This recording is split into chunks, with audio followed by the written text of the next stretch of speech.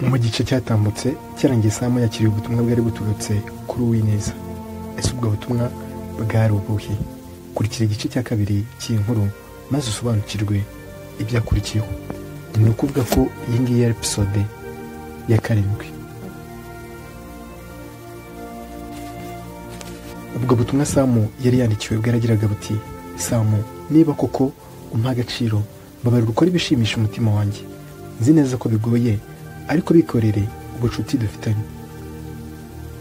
Samu akomeza agira ati: namaze gusoma ubwo butumwa maze ntekereza inzira byacamo kugira ngo njye Kigali. Numva ntibyoroshye na gato. Nise nshyira ku meza ikanyana nifite mu ntoki, kuko mu mutwe wanjye numvaga bitangiye kwivangavanga. Rachel nawe ampanze amaso. Mwitegereje yese azunguza umutwe, maze mbona mu isura ye huzima agahinda, ndetse ahita ambwira ati: ariko se Samu, uwo mukobwa ugutesha umutwe buri munsi wamuretse koko? Naramurebye maze nshakisha icyo namusubiza, ariko ndakibura.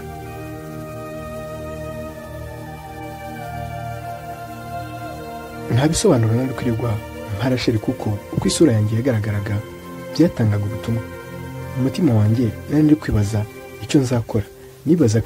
Nibazaga uko nzabigenza kugira ngo Rachel abyumve, numva nabyo biragoye, bitewe n'ukuntu yahoraga ambwira ko atinya kwiraza mu rugo, kandi ko kubwoba yari afite n'ibwari bw'ubusa, kuko aho hantu hari hateye ubwoba cyane. Ubwo hashize nk'iminota 2 yahise ambwira ati: Samu, kuki wakwemera ko umuntu akwicira ibyishimo? Mu buryo bwo kwihagararaho nese mubwira nti buriya sugire ngo hari uwagutesha umutwe kuri telefone, nta buryo yabikoramo kuko uba ufite uburenganzira bwo kwitaba ushaka. Rero wumvise akubwira ibitakubaka wahita umukupa. Nese nungamo nti ahubwo se amakuru yanyu? Yahise ambwira ati: ni meza sha, niko mba mbona baba bashaka kukuvutsa ibyishimo, ngaho ngwino nkwereka akantu. Ubwo ibyo kurya byasaga n'ibyarangiye. Nese mpaguruka aho nari nicaye, musanga mu ntebe yari yicayemo, ariko ngerageza kumwitaza. Gusa yahise anyegera maze afata telefone ye atangira kunyereka amafoto. Hari harimo amwe y'abantu ntazi, ay'indabo ndetse n'andi atandukanye. Yaje kujya mu kindi cyumba cy'amafoto maze atangira kunyereka amafoto ye, ayo yifotoje ari kumwe n'inshuti ze ndetse n'andi ye menshi. Yakomeje kugenda anyereka ayo mafoto maze tuza kugera ku yo yifotoreje mu bwogero. Numvise ngize isoni, gusa akomeza kuyahinduranya. Umubiri watangiye kundya, naho Rachel we agakomeza kuyahinduranya ubutitsa. Umubiri numvise ugiye kundusha imbaraga, mpita mpaguruka ndasohoka, ariko nawe ahita nkurikira. Ubwo nese nicara ku rubaraza rw'iyo nzu, kuko nashakaga guhuhwa n'akayaga, kuko numvaga ko wenda byamfasha gutuza. Nawe se yicara iruhande rwanjye ambaza impamvu nsohotse, maze mubwira ko ayo mafoto anyangije. Yese amfata ku rutugu maze murebye mu maso mbona ari kundeba indoro yoroshye cyane, ndetse ahita ambwira ati: Samu, wakwihanganye ukaza mu nzu nkakubwira akantu koko? Ndetse mubwira nti buretse gato mbanze mfata akayaga, ugiye ndahagusanga. Yese ambwira ati: reka nanjye mbe ngafata. Ibyo byanyeretse ko hari icyo Rachel ashaka, kandi mbona kumucika biri bungore. Nese mpimba imitwe maze mpita nitatsa cyane. Yese ambaza icyo mbaye, maze mubwira ko ndwaye. Yese ambaza icyo ndwaye, ndamubwira nti Rachel, bansiramuye vubaha, none ariya mafoto nyeretse atumye ntonekara. Rachel yahise ambwira ati: mana we, sha mbabare rwose, ntabwo nari mbizi. None se uzakira ryari Samu?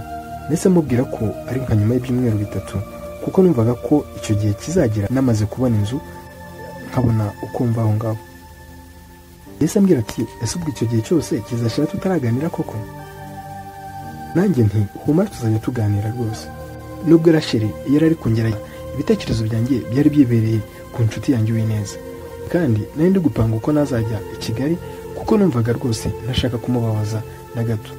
Ubwo nese ninjira muri ya nzu nabagamo, tegura imyenda nari kuzambara ngiye kumureba.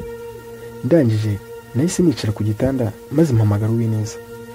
Yanyitabye mu ijwi risa nk'iry'umuntu urembye cyane. Namubajije amakuru maze ambwira ko atishimye. Nise mubwira nti: Uwine, humura, uzi neza ko ntacyo ntakora kugira ngo nkurinde agahinda ndetse n'igisankako. Iyo mpamvu rero niyo inteye kukubwira ko ejo nzaza i Kigali kukureba. Yafashwe n'ibyishimo ku buryo yabuze ubwavuga, ahubwo akarira shenge. Yarambajije ati: ese koko uzaza Samu? nese mubwira nti wowe neza inshuti yanjye, ubutumwa wanyandikiye bwakomeje kungaruka mu mutwe, umutima wanjye nawo wampatiriza gukora ibikunezeza. Rero numvise nta wundi muti wamfasha uretse kuza kukureba. Yesu ambwira ati sha ni ukuri sinzi icyo nazakwitura pe. Ubwo bwarakiye nditegura, maze igihe nari maze kwitegura nahise njya kureba Rasheli kugira ngo mubwire aho nari ngiye. Nageze ku cyumba cy'uruganiriro nakomanga, ahita aza kunkingurira. Ninjiye muri icyo cyumba nsanga ari gufata ifunguro rya mu gitondo. Yesu ampa ikaze, nuko igihe turi gufata iryo funguro ahita ambwira ati ko wambaye neza se Sam, ugiye ku kazi wambaye utyo? Nabanje kumira ibyo nari maze gutamira ndetse nsoma no ku cyayi, nuko ndamubwira nti ubu ngiye i Kigali. Nabonye asa n'utunguwe ati noneho turajyanye. Ni namwe se niho mugiye? Ati niho ngiye, ariko se Sam ko ejo twirigwanye kuki utigeze ubimbwira? Nabaye nk'uwirengagije icyo kibazo yarambajije, maze ntangira kumubwira ibitajyanye n'ibyo yarambajije. Yesu ambwira ati kawugira vubuze tugende rero. Nubwo nari ngiye gutwarwa n'uwo mukobwa numvaga ntabyishimiye, kuko iyo nabaga ndi kumwe nawe nabaga ntisanzuye bitewe n'ukuntu yitaga kuri buri kimwe cyose nakoreraga kuri telefone yanjye, ndetse nabo navuganaga nabo numvaga bimbangamiye. Gusa kuko nta kindi nari kurenzaho naratuje. Ubwo twafashe urugendo twerekeza i Kigali. Nyuma y'amasaha arenga 3 twaje kugera i Kigali. Ubwo ariko mu nzira nari nabajije umwe neza agace abamo, ambwira ko aba ku Gisozi. Ubwo twari hafi ya gare ya Nyabugogo, maze Rasheli ahita ambaza niba uwo muntu nje kureba nsanga muri gare, ariko mubwira ko ndi bumusange aho aba. Ambajije aho ariho ndahamubwira, nuko arambwira ati reka mpakugeze nta kibazo Sam. Twafashe inzira twerekeza ku Gisozi. Ubwo nese nandikira uwe neza mubwira ko ndi mu nzira igana ku Gisozi, gusa ntabwo yansubije. Tugeze hafi ya kaminuza yitwa Iyerika iri ku Gisozi, Rasheli yahagaze imbere yayo, maze arambwira ati ndakeka ari ahangaha ari bugusange. Naramushimiye cyane, ariko umutima wari wamaze kubona uwo wishimira. Igihe nari nsohotse mu modoka, Rasheli yahise ambwira ati samugaruka nkubwire. Nese nzenguruka njya kwitabira byari rimwegereye. Yahise amfumbatisha 14,000 ndetse ahita ansoma ku gahanga. Ibyo byose byabaye uwe neza yitegereza. Rasheli yahise ambwira ati ubwo ninjye gutaha rero ndahita nkubwira. Yaramwikirije. Ubwo hari hamaze kuba nka saa 6:30. Rasheli yahise yatsa imodoka aragenda.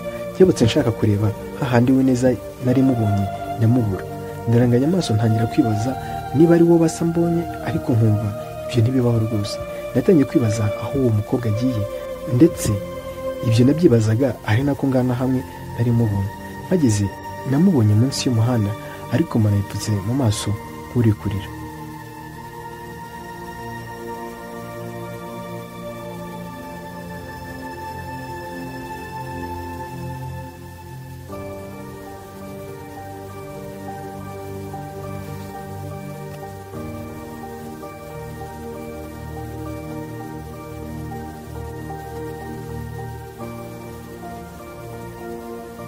Yes, nkundira nsoreze episode ya 7 ahangaha, maze ngusabe kuzabana nanjye muri episode ya 8 aho tuzamenya ibyakurikiye ahangaha.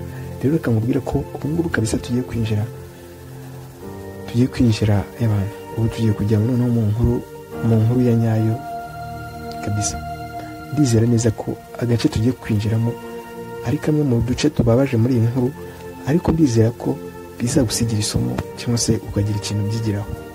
Ntabwo nifuza ko wajya uhora rwose wumva izi njyana nkoreshamo, kuko izi njyana ndatekereza nta kamaro byakugirira, cyangwa se wumva Sam gusa nta somo biri buze kugusigira.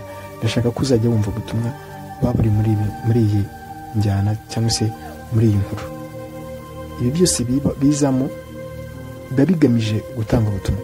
Rero mba nshaka ko ugira ikintu bikuramo. Reka tuzarebe niba abantu bose baba bafasha abantu babifuza kubafasha. Ejo bundi twabonye ko Sam yamukiwe n'uwakabaye umubyeyi we, kuko niba se yaremeye kumushaka kugira ngo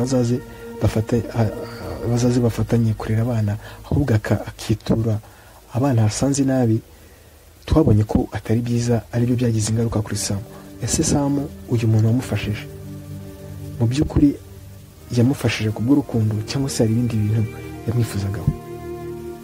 Reka tujye dushishoza mu gihe abantu bashatse kudufasha, kuko abifuza ko abatubwira ko bagiye kudufasha siko babikora koko, ahubwo usanga bafite inyungu zindi bagamije. Reka rero tujye dushishoza ndetse tuzigireho. Ikindi inkuru ndashaka ko izakwigisha, ndabizi neza ko uzagira icyo biyigiramo muri episode zizakurikiraho. Njye rero twabanye nitwa Sam, kugira ngo tuzabane rero mu bice bitaha tukanda subscribe, hanyuma tuzabane neza. Ushobora kuba ufite igitekerezo cyangwa se inyunganizi, ushobora kukingezaho uciye kuri WhatsApp iri kugaragara muri video. Mwakoze rero, ndabakunda.